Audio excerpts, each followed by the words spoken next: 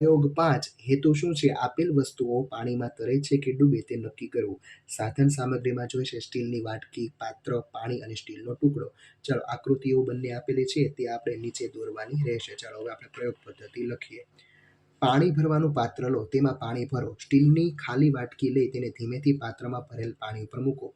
તે તરે છે કે ડૂબે તે જુઓ. આ જ રીતે સ્ટીલનો નાનો ટુકડો લઈ અવલોકન કરો. ચાલો હવે અવલોકન કોષ્ટક આપણે ભરીએ. સ્ટીલની ખાલી વાટકી છે પહેલાં તમારે અનુમાન કરવાનું અને લખવાનું, અને પછી પ્રયોગ કર્યા પછી તરે કે ડૂબે તે લખવાનું. કે તરે, સ્ટીલનો નાનો ટુકડો ડૂબે, પછી વાટકીમાં તમે 6-7 નાના પથ્થરો મૂકો તો તરે. પ્લાસ્ટિકની ઢાંકણ સાથેની બોટલ છે એ તરે. પાણીની અડધી ભરેલી બોટલ છે એ તરે. પાણીથી આખી ભરેલી બોટલ ડૂબે. એલ્યુમિનિયમના દવાના પેકિંગમાંથી જે વરખને ખોલો અને ફેલાવો એ તરે. પછી જોરથી દબાવેલો ગોળો ડૂબે અને કપ જેવો વરખ છે એ તરે. પછી લોખંડની ખીલી છે એ ડૂબી જાય. દિવાસળી છે એ તરે અને બરફનો ટુકડો પણ તરે.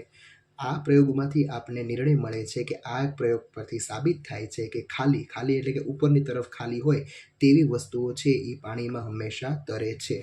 ચાલો જ્ઞાન ચકાસણીમાં આપણે જોઈએ. નીચેનામાંથી કયો પદાર્થ છે એ તરે છે? બરફ.